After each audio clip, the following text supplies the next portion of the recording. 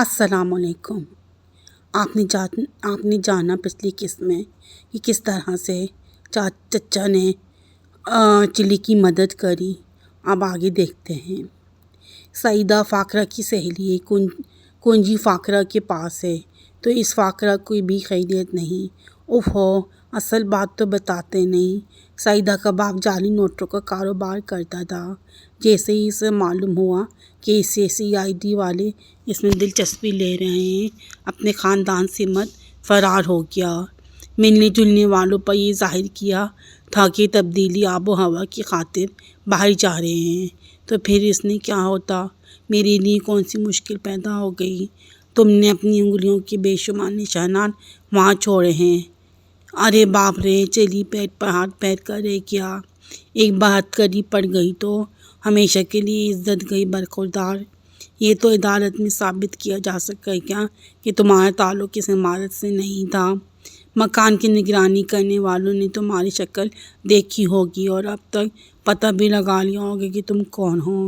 اچھا تو پھر مکان کے اندر پائے جانے والے انگلیوں کے نشانات تمہاری انگلیوں کے نشانات میں لائے جائیں گے۔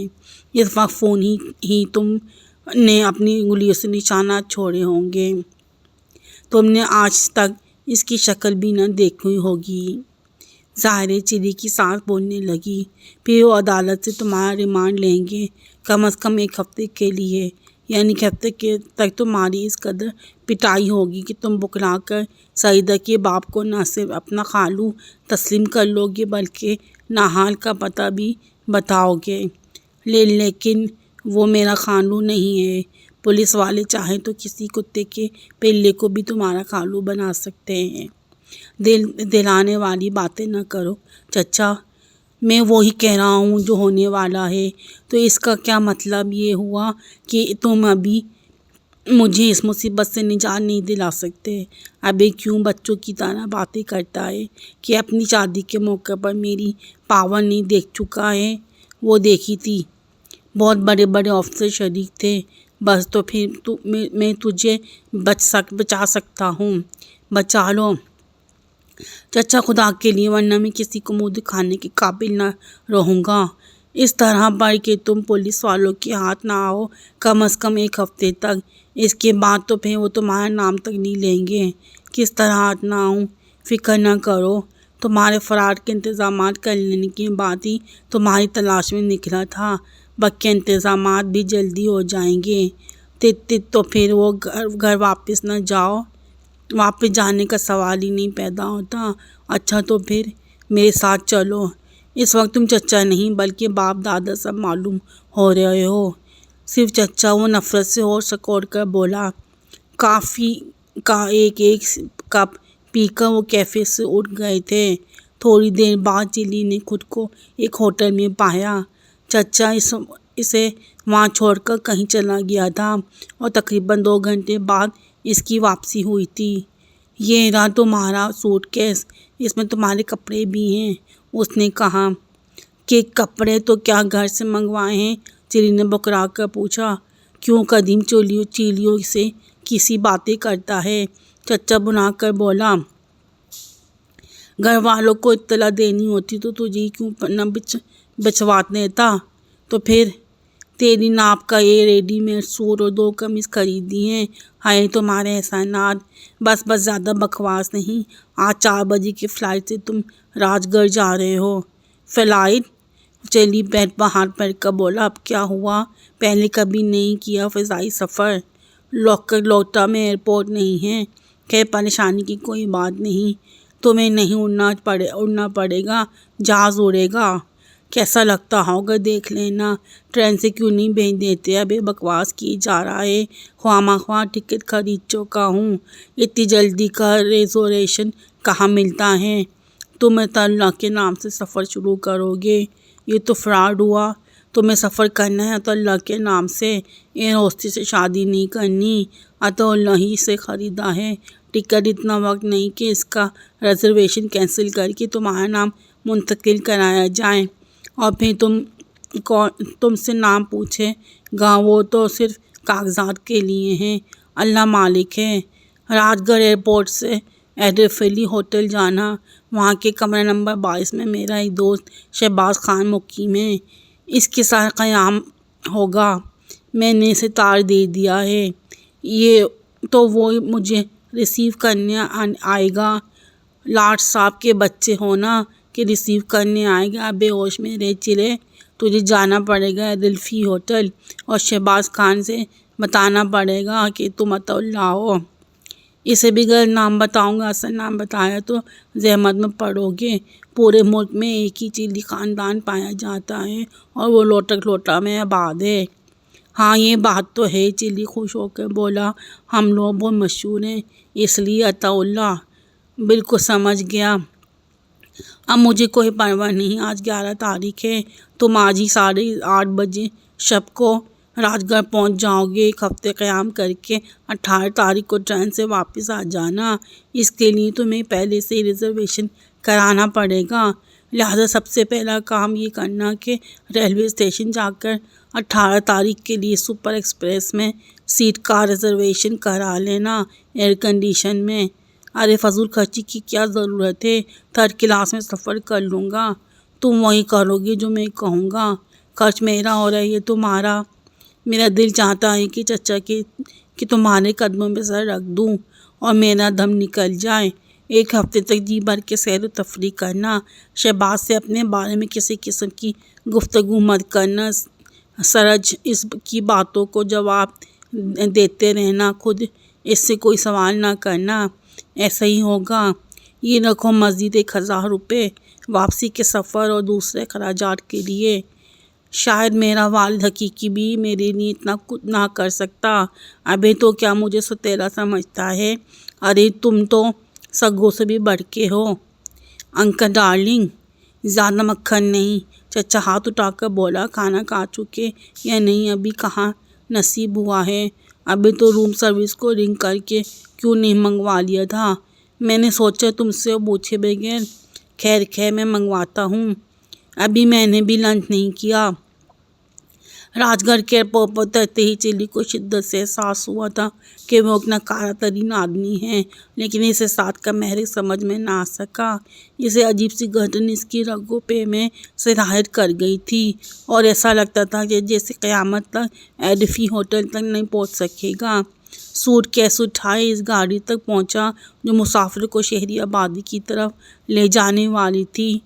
بیٹھنے ہی والا تھا کہ اچانک تھوڑی سی عقل آ گئی۔ اس نے سوچا کہ یہ گاڑی صرف وہیں تک لے جائے گی جہاں فضائی کمپنی کا دفتر ہوگا، ضروری نہیں کہ ایڈفی اس کے قریب ہی کہیں ہو، لہٰذا کیوں نہ بہرحال ایڈفی کے لیے یہیں سے ٹیکسی کر لی جائے۔ ہو سکتا ہے کہ فضائی کمپنی کے دفتر کے قریب کوئی سواری نہ مل سکے۔ چلی ایک ایسے شہر آیا تھا جہاں وسائل آمد و رفت کا مسئلہ ہر فرد کے لیے سوہان رو بنا رہتا تھا۔ اس کے لیے یہاں بھی عادتاً اس نے اسی طرف توجہ دی تھی۔ بہرحال ٹیکسی کے ذریعے ایڈفی ہوٹل پہنچا اور کمرہ نمبر 22 میں دروازہ بجانے لگا۔ کون ہے؟ اندر سے بھاری بھرکم آواز آئی۔ جی میں عطا اللہ، چلی نے بدقت کہا۔ دروازہ کھلا تھا اور ایک خوفناک قسم کا چہرہ نظر آیا، سرخ آنکھوں اور چڑی ہوئی مونچھوں والا چہرہ۔ رئیس بھائی کا آدمی؟ اس نے پوچھا۔ جی ہاں آ جاؤ، پیچھے ہٹتا ہوا بولا۔ تو یہ تھا شہباز خان، حالانکہ اس کا نام حقیقتاً دیوزادہ خان ہونا چاہیے تھا۔ چلی کے احساس کمتری میں مزید اضافہ ہو جانے کے سبب سے اس کے چہرے کا پورا بائیں حصہ بار بار پھڑکنے لگا۔ سفر کیسا رہا؟ جی مزے میں گزرا۔ اچھا، اس نے لاپرواہی سے کہا۔ اب آرام کرو جی۔ شکریہ۔ چلی کو یہاں 2 بستر الگ الگ نظر آئے تھے تو گویا پہلے انتظامات تھا۔ چچا کا تار ملتے ہی اس کے دوست شہباز نے یہ سب کچھ کیا ہوگا، لیکن یہ شہباز صرف اپنے کام سے کام رکھنے والا ثابت ہوا۔ زبانی بند کر لی تھی اور یہ بھول گیا تھا کہ کمرے میں کوئی اور بھی موجود ہے۔ چلی شدت سے بور ہوتا رہا۔ بہت دیر بعد شہباز خان نے اس سے کہا، بھوک لگی تو نیچے جا کر میرے حساب میں کر لینا، میں نے کاؤنٹر پر ہدایت کر دی ہے۔ جو تو کر کے چلی نے رات گزاری تھی اور صبح ہی سیٹ ریزرویشن ہو گیا تھا۔ اس کے بعد وہ فوراً ہوٹل میں واپس نہیں چلا آیا تھا۔ راج گھر کی مخمور کن فضاؤں سے لطف اندوز ہوتا پھر رہا تھا۔ بڑی خوبصورت جگہ تھی، چاروں طرف سبز پہاڑ بکھرے ہوئے تھے۔ پھر دوپہر کے کھانے سے قبل واپسی نہیں ہوئی تھی۔ کمرے کی طرف جا ہی رہا تھا کہ کاؤنٹر کلرک نے اشارے سے روک لیا۔ فرمائیے۔ کمرے کی کنجی کلرک نے کنجی اس کی طرف بڑھاتے ہوئے کہا۔ شہباز خان چلے گئے ہیں اور آپ کے لیے کمرے کے لیے کرائے کی پیشگی ادائیگی بھی کر گئے ہیں۔ کب تک کے لیے؟ چلی نے پریشان ہو کر پوچھا۔ 1 ہفتے کے لیے جناب، اور معذرت کر گئے ہیں کہ گھر سے بیوی کے علالت کا تار آیا تھا، اس لیے آپ سے ملے بغیر جانا پڑا۔ چلی نے کنجی سنبھالی تھی اور کمرے میں پہنچا تھا اور پھر سے ایسا محسوس ہوا تھا جیسے پیروں تلے زمین نکل گئی ہو۔ اس کا سوٹ کیس غائب تھا۔ 500 روپے تو سوٹ کیس میں بھی چھوڑ گیا تھا۔ اب کیا ہوگا؟ اور شہباز کے بچے، بلکہ چچا کے بچے اب پتہ نہیں کس مصیبت میں پھنسانے والا ہے۔ پھر اس کا سر چکرایا تھا اور وہ دم سے بستر پر گر کر بے ہوش ہو جانے کی کوشش کرنے لگا تھا۔ بے ہوش ہو جانے کی کوششوں میں ناکامی کے بعد چلی پھر اٹھ بیٹھا اور سوچ رہا تھا کہ بے ہوش ہو جانے سے کیا فائدہ؟ اس سے بہتر ہوگا کہ دونوں جوتے اتارے اور سر پٹنا شروع کر دے۔ آخر وہ بقیہ 500 روپے سوٹ کیس ہی میں کیوں چھوڑ گیا تھا؟ چچا نے یہ تو نہیں کہا تھا کہ شہباز پر اس حد تک رخ اعتماد کر لینا؟ اس کی جیب میں بچا ہی کیا تھا؟ اے سی میں سیٹ ریزرو کرانے کے بعد کل رقم مبلغ 128 روپے رہ گئے تھے۔ اب کیا ہوگا؟ ہفتے کس طرح گزرے گا؟ کاؤنٹر کلرک کے بیان کے مطابق شہباز خان نے صرف رہائش کرائے کی پیشگی ادائیگی کر دی تھی۔ کھانے اور ناشتے کے اخراجات کا کیا ہوگا؟ الجھن بڑھتی رہی اور پھر اس سے باتھ روم کی راہ لینی پڑی تھی، لیکن دروازہ کھولتے ہی ٹھکک کر رہ گیا۔ شہباز خان کا سوٹ کیس سامنے رکھا ہوا نظر آیا۔ جھپٹ کر اس کے ڈک نے اٹھایا تھا۔ واہ بھئی واہ، خوب! اس کی زبان سے بے ساختہ نکلا۔ کپڑے اور دوسرا سامان اس لفافے سے بند جس میں مبلغ 500 روپے نوٹ چھوڑ گیا تھا، شہباز خان نے سوٹ کیس میں موجود تھا۔ واہ پیارے! دوسرے چہکار نکلی۔ میرا سوٹ کیس اتنا پسند آیا تھا تو مانگ لیا ہوتا، اس طرح لے جانے کی کیا ضرورت تھی؟ اچانک فون کی گھنٹی بجی اور وہ اچھل پڑا۔ تیزی سے انسٹرومنٹ کی طرف ہاتھ آیا تھا، کانپتے ہوئے ہاتھ سے ریسیور اٹھایا۔ دوسری طرف سے نسوانی آواز آئی تھی۔ کیا عطا اللہ صاحب بات کر رہے ہیں؟ وہ سوری رانگ نمبر کہنے ہی والا تھا کہ اچانک یاد آیا عطا اللہ ہی کے نام سے ہوائی جہاز میں سفر کیا تھا۔ جی ہاں، فرمائیے، وہ ماؤتھ پیس میں ہکلایا۔ کیا آپ زینت میڈیکل اسٹور تک تشریف لانے کی زحمت فرمائیں گے؟ زینت میڈیکل اسٹور؟ چلی نے یادداشت پر زور دیتے ہوئے دہرایا۔ جی ہاں، چوراہے پہ داہنی جانب۔ لیکن آپ کون ہیں؟ میں نے سیاہ جیکٹ اور نیلی جین پہن کر رکھی ہے، بال سنہرے ہیں، آپ کو پہچاننے میں دشواری نہ ہوگی، فوراً آ جائیے۔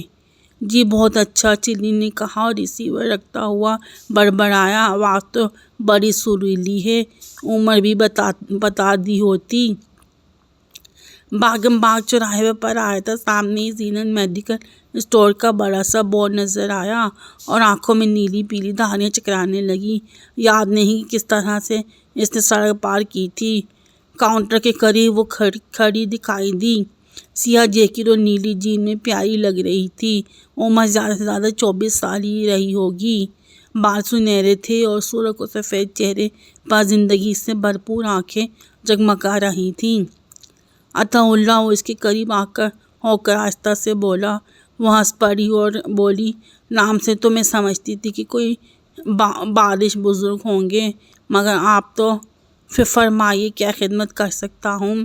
فی الحال اپنی جان بچانے کی فکر کیجیے، میری خدمت میں کبھی کر دیجیے گا۔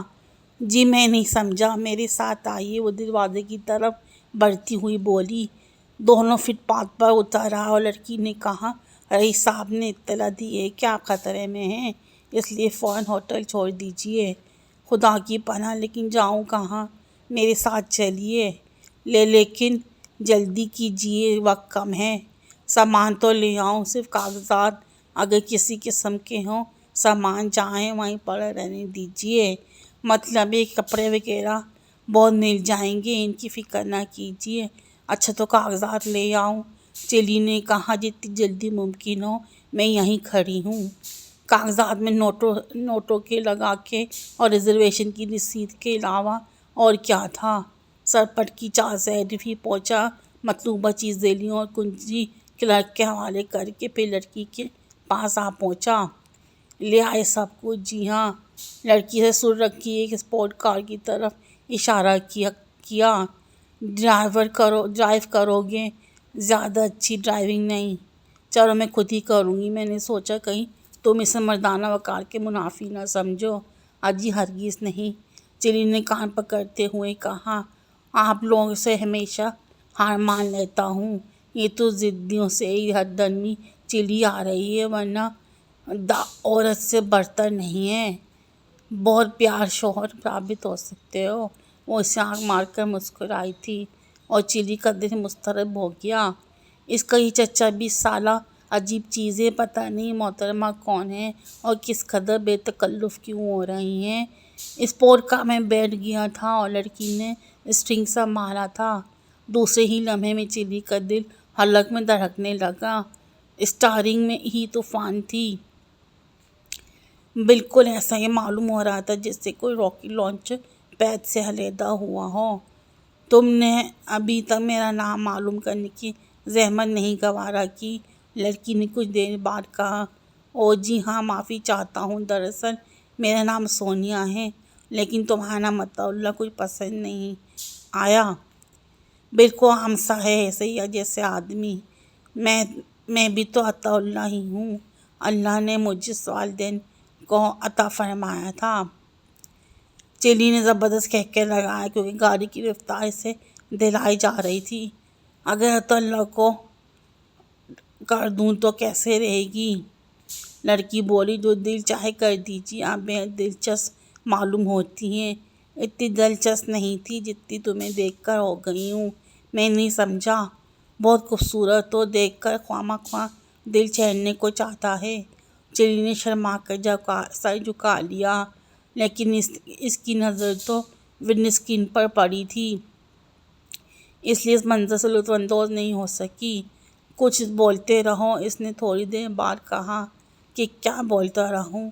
میری تو کچھ سمجھ میں بھی نہیں آ رہا۔ اچھا یہی بتا دیجیے کہ آپ مجھے کہاں لے جا رہی ہیں؟ اس سے پہلے میں درخواست کروں گی کہ آپ جناب کا تکلف ختم کر دو، تم کہہ کر مخاطب کرو۔ شکریہ کی بھی ضرورت نہیں، ہم بے تکلف دوست ہیں۔ اچھا تو تم مجھے کہاں لے جا رہی ہو؟ افق کے اس پار جہاں میرے اور تمہارے علاوہ اور کوئی نہ ہو۔ چلیے مہکانہ انداز میں ہنستا تھا۔ اس پر ہنستے ہیں کہ کیا بات ہے، میں سنجیدگی سے کہہ رہی ہوں۔ بڑی عجیب سی بات ہے، ہماری ملاقات کو دیری کتنی ہوئی ہے، اس پر کوئی فرق نہیں پڑتا۔ میں نے تمہیں دیکھا اور عاشق ہو گئی۔ جب عاشقی ہونا ہے تو پھر دیر کیوں لگائی جائے؟ آپ واقعی دلچسپ خاتون ہیں۔ پھر وہی آپ، سوری مطلب یہ کہ اب مجھے کیا کرنا چاہیے؟ کچھ بھی نہیں، ضرور نہیں کہ تم بھی کچھ کرو، مجھے ہونا تھا جو سو ہو گئی۔ دفعتاً چلی نے سوچا کہیں کسی پاگل کے ہتھے تو نہیں چڑھ گیا، لیکن وہ اسے چچا کے حوالے سے اپنے ساتھ لائی تھی۔ تم چچا کو کب سے جانتی ہو؟ چلی نے ڈرتے ڈرتے پوچھا۔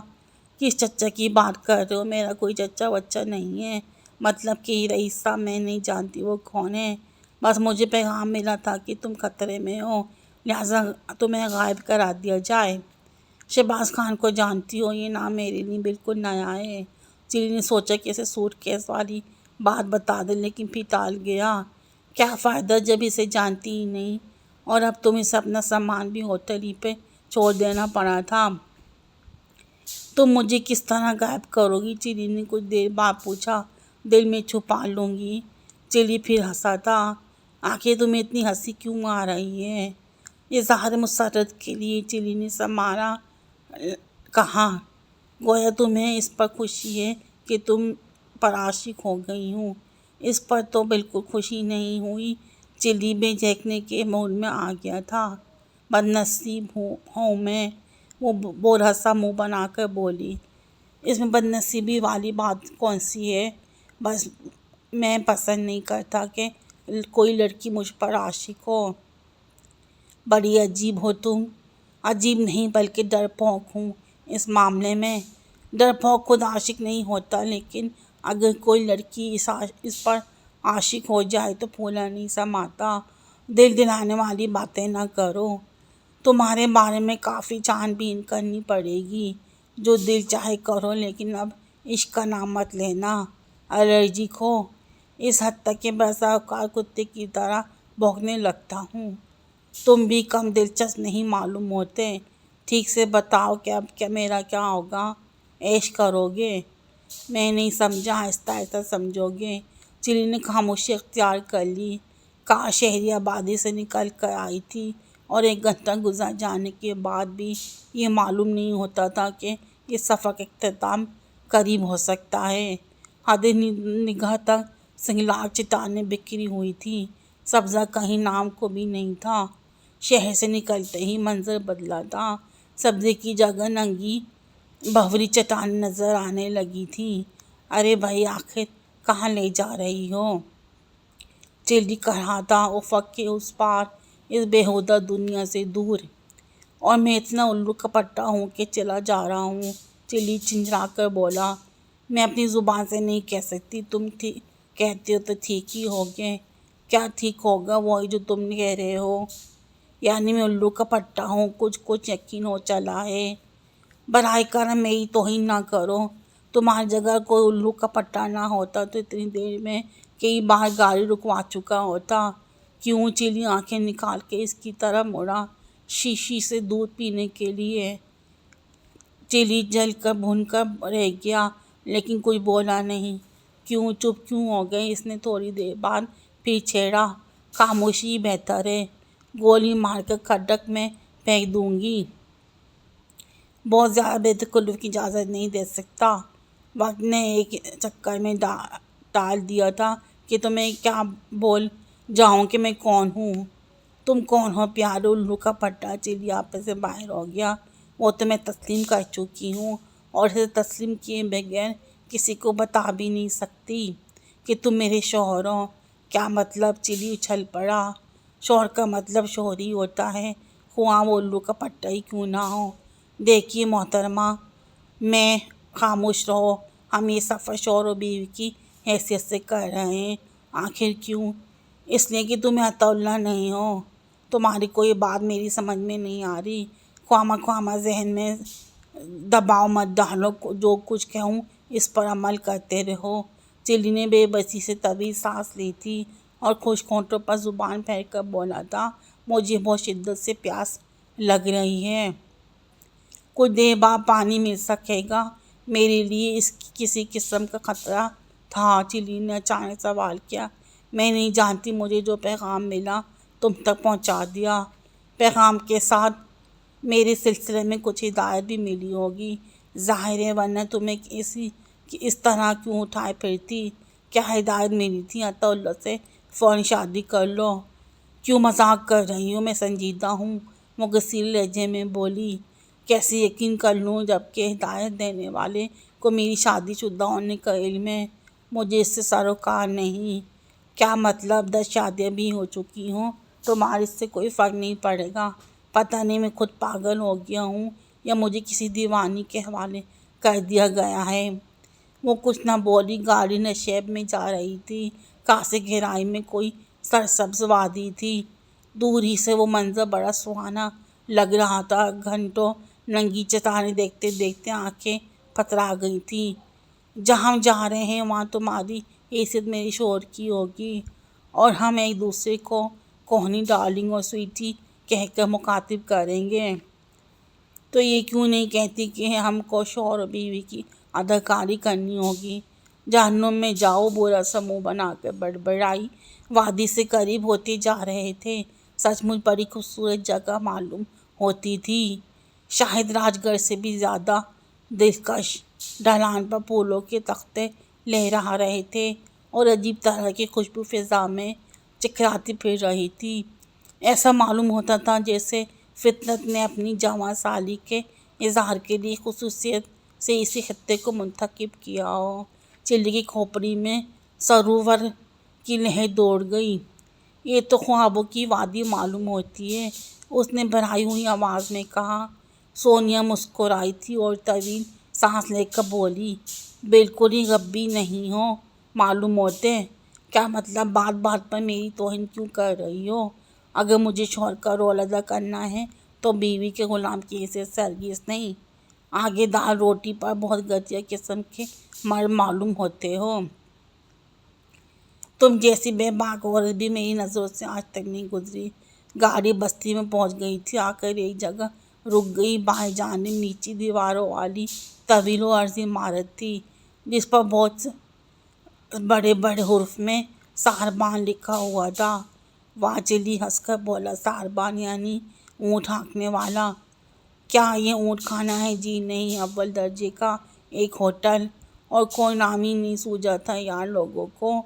यहाँ की ख़ास डिश ऊँट के कोफ्ते हैं, इसलिए हम यही क़याम करेंगे मिस्टर मिसिस टेवला के नाम से। तुम होंगी मिसिस टेवला? मैं हरगिज़ टेवला बनना नहीं पसंद करूँगा। यहाँ तो महकमात की पाबंदी करोगे वरना गोली मार दी जाएगी। वो देखो पोर्टर इधर ही आ रहा है। ये लो चाबी और डिग्गी खोलकर सामान निकाल लो। चिल्ली इस खैरो आलू नज़रों से घूरता हुआ नीचे नहीं करूँगा। पोर्टर ने सूट कैसे उठाए थे और चिल्ली इसके पीछे पीछे चल पड़ा था। लड़की ने इस कुंजी लेकर गाड़ी दोबारा स्टार्ट की थी और शायद इसे गिराज में रखने के लिए गई थी। चिल्ली काउंटर पर आया। मजबूरन रजिस्टर में अपना वही नाम दर्ज कराना था जो सोनिया नाम बताकर गई थी। थोड़ी देर बाद वो वापस आ गई और पोर्टर की चले जाने के बाद बोली, मेरा काम ख़त्म हो गया है, अब मैं तुम्हें नज़र नहीं आऊँगी। वाह, ये क्या बात हुई? जब यही करना था तुम नाम मिस्टर मिसिस एथेविला क्यों लिखवाया था? मुझसे यही कहा गया था। किसने कहा था? गैर ज़रूरी बातों से इज्तनाब करो, ज़्यादा दिन ज़िंदा रहोगे। यही बार बार मौत और ज़िंदगी की बात क्यों कर रही हो? जल्दी मालूम हो जाएगा। इस जवाब में चिल्ली ने धमकी महसूस की थी। वो चिल्ली गई थी और चिल्ली बैठा सा खजाता रह गया।